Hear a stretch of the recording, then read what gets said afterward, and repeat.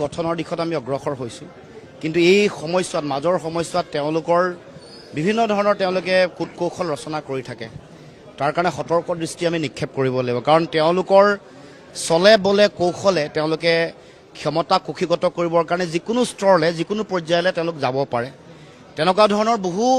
আমি পৰিৱেশ আমি বিভিন্ন সময়ত দেখিছোঁ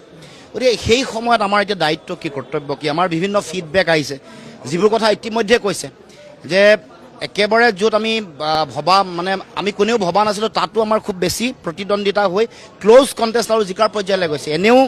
খুব বেছি ক্লোজ কণ্টেষ্ট যেতিয়া হয় আৰু যেতিয়া ভোটদানৰ হাৰ বহুত বেছি হয় তেতিয়া নিশ্চিতভাৱে বিৰোধীলৈ সেই সুযোগটো আহে গতিকে এইটো কথা গম পোৱাৰ কাৰণে মুখ্যমন্ত্ৰীয়ে যে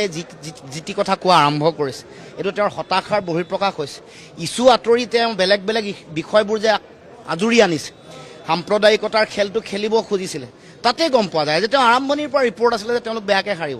এই যে কৈ আছে যে ইমান বিৰোধীয়ে ইমান ভোট পাব সেইটো আচলতে তেওঁলোকৰ নিজৰ কথা কৈ আছে এই যে ২০-৩০খন আসনৰ কথা কৈছে এইটো আচলতে তেওঁৰ নিজৰ দলৰ কথা কৈছে তেওঁ নিজে গম পায় তেওঁ এতিয়া কোন পৰ্যায়ত আছে আৰু মই ইতিমধ্যে কৈছোঁ যে তেওঁ এজিপিক অসম গণ পৰিষদক নতুনকৈ তেওঁ নতুন AIDF বনাই দিবলৈ যিটো ষড়যন্ত্ৰ কৰিছিলে এইটো সফল হ'ল অসমৰ মানে প্ৰাক্তন মুখ্যমন্ত্ৰী প্ৰাক্তনটো হৈ ৪ তাৰিখেতো সম্পূৰ্ণই হৈ যাব প্ৰাক্তন গতিকে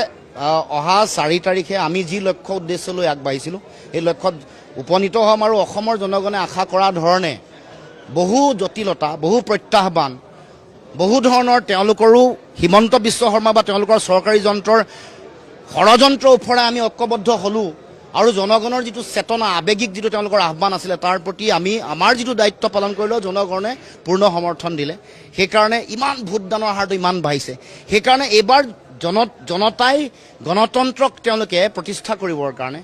গণতন্ত্ৰৰ যিটো প্ৰমূল্য ঐতিহ্য তাক উদযাপন কৰিবৰ কাৰণে আগবাঢ়ি আহিছে এইকাৰণে নিৰ্বাচন এইবাৰ জনসাধাৰণে খেলিছে শেষৰ 7 দিনৰ যিটো মানুহৰ উৎসাহ যিটো অংশগ্ৰহণ মানুহে